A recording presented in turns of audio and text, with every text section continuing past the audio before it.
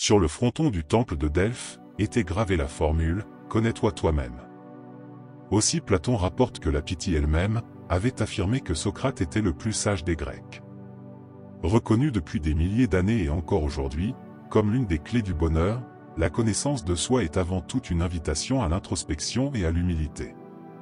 Le cheminement vers notre connaissance intérieure est basé sur l'observation de nous-mêmes, de notre manière d'être et de penser.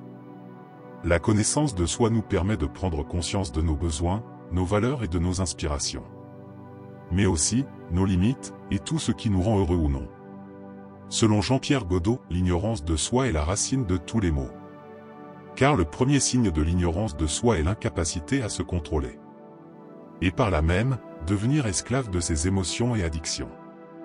Le manque de connaissance de soi a des répercussions sur l'ensemble de notre vie.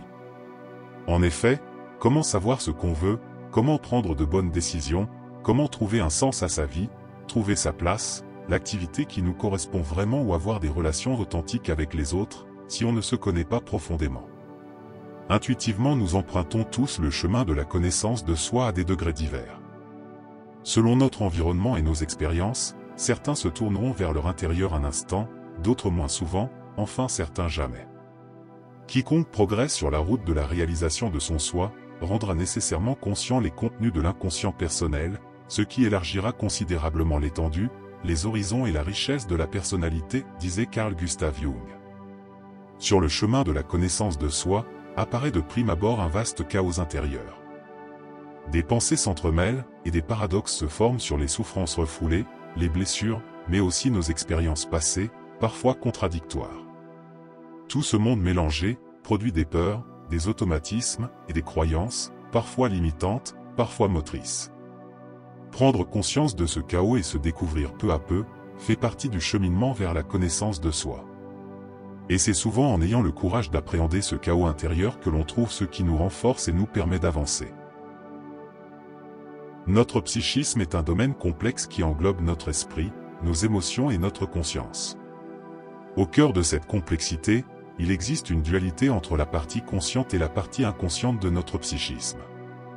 C'est en nous libérant de notre combat intérieur que nous pouvons retrouver l'apaisement et la sérénité. De nombreux scientifiques ont essayé de définir ce qu'est l'inconscient.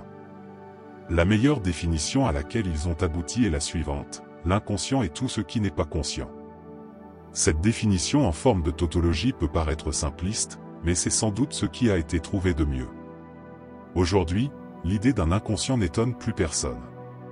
Après plusieurs entretiens ratés, nous pensons parfois que c'est un signe du destin, ou le message de l'inconscient qui nous interdit de prendre ce chemin dont nous n'avons en fait pas réellement envie. Après un cauchemar, nous nous interrogeons parfois sur la signification de nos rêves.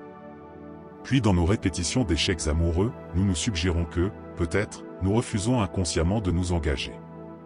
Si nous sommes attentifs, nous constatons que nous ne passons pas une seule journée sans être surpris par un souvenir, une pensée, une émotion, une intuition, une impression, qui arrive à l'improviste et possède la force étrange de nous décontenancer, de nous inciter à nous interroger.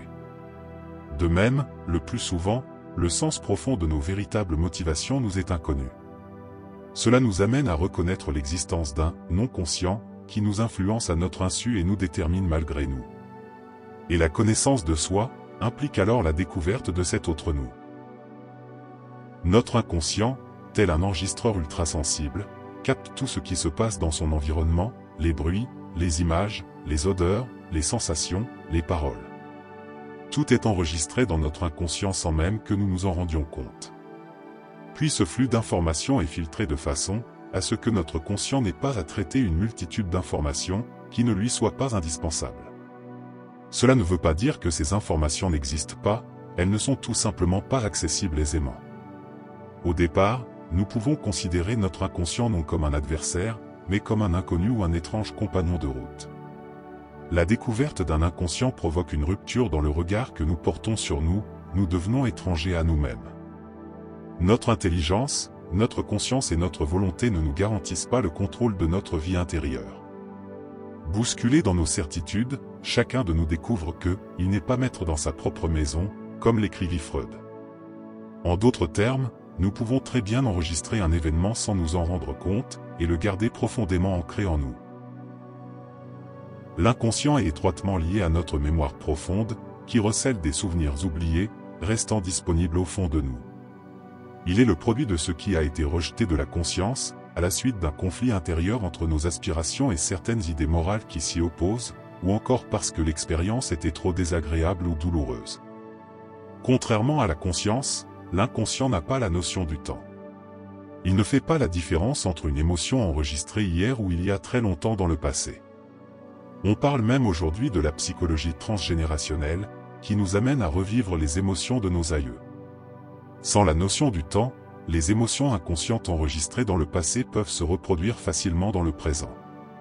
Certainement pour nous permettre de vivre, l'inconscient nous protège, en dissimulant les blessures, enregistrées dans les histoires les plus douloureuses de la vie.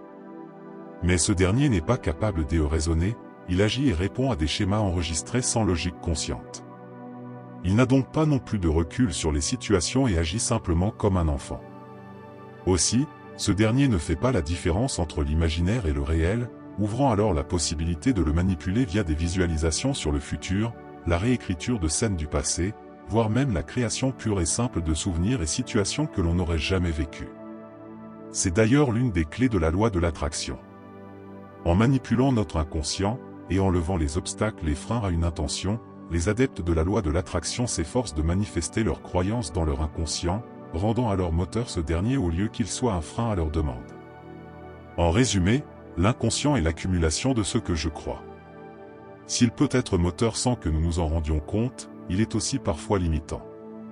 Créant des comportements négatifs, sabordant nos relations, exécutant des schémas qui peuvent être irrationnels, et qui iraient à l'encontre de notre bien-être. Il semble important de bien comprendre les mécanismes automatisés de l'inconscient, afin d'être le moins possible impacté ou piégé par les répétitions irrationnelles. L'échange entre le conscient et l'inconscient est permanent, mais a son propre langage, constitué la plupart du temps par des images mentales. Cette communication est perceptible la nuit par nos rêves, mais reste active aussi le jour. L'on peut esquisser et prendre conscience de certaines parties de notre inconscient, en prenant de la distance et en observant, mais aussi le laisser s'exprimer, grâce aux activités artistiques qui font la part belle à l'improvisation. Le théâtre, la musique, la danse, le dessin, la peinture, la sculpture. La personne qui improvise se laisse inspirer par ce qui survient en elle, au moment même où elle crée, acceptant ce « non encore connu » qui émerge d'elle. D'autres pratiques sont également favorables aux émergences de fragments d'inconscient comme la sophrologie, l'hypnose ou la méditation, autant que la marche dans la nature ou le jardinage. L'inconscient n'est pas qu'un lieu mystérieux et lointain. Il est aussi, et surtout, une force psychique active et dynamique. Inaccessible par la volonté et la raison, l'inconscient ne peut s'exprimer directement. Il emprunte donc des voies détournées pour se manifester, provoquant en nous un sentiment d'étrangeté. L'inconscient se manifeste de façon indirecte, par les rêves, le langage, les actions curieusement mises en échec ou les maladresses, les oublis, les erreurs, les plaisanteries ou les désirs. Bien que ces phénomènes semblent incohérents et n'aient apparemment aucune signification, ils sont déterminés par une logique sous-jacente et porteurs d'un sens caché. Les phénomènes agissant lors des rêves sont également présents dans la vie éveillée, car l'inconscient se manifeste de façon inopinée par des lapsus, des étourderies et autres actes manqués. Freud appelle « acte manqué » une action surprenante en décalage avec la décision consciente qui semblait la justifier au premier abord. Cet acte vient révéler une intention inconsciente apparemment ratée, il est en fait réussi pour l'inconscient. Après avoir détouré les exemples et comportements de notre inconscient, il nous apparaît alors aisément que la connaissance de soi passe alors obligatoirement par l'exploration de notre inconscient, de ses patterns et croyances. L'inconscient ne nous veut ni bien ni mal, il nous protège et développe des automatismes parfois moteurs, parfois limitants. Les reconnaître n'est pas toujours facile, les modifier encore moins, mais cela est possible une fois conscientisé. L'équilibre entre notre conscience et notre inconscient joue un rôle crucial dans l'équilibre psychique, émotionnel et physique. Bien que nous ayons une connaissance limitée de l'inconscient, il est essentiel de comprendre son fonctionnement et son influence sur nos vies. En équilibrant notre conscience avec une exploration de notre inconscient, nous pouvons mieux comprendre nos pensées, nos émotions, nos comportements et même les maux de notre corps. De nombreuses thérapies peuvent aider à développer une meilleure harmonie de nous-mêmes. Le connais-toi toi-même du temple de Delphes résonne alors encore aujourd'hui comme de sages paroles, nous invitant à regarder à l'intérieur de nous. En prenant le temps de nous comprendre, nous prenons par là même, un peu plus notre destin en main. L'observation de nos patterns et nos répétitions, ainsi qu'en conscientisant nos comportements, nous nous permettons de pouvoir mieux nous comprendre, et ainsi modifier nos automatismes, dans le but de trouver une vie plus harmonieuse. Une vie plus alignée avec nous-mêmes, une vie plus apaisée et heureuse. Merci d'avoir regardé cette vidéo, n'oubliez pas de vous abonner et de laisser un pouce bleu. À bientôt pour de nouvelles aventures intérieures.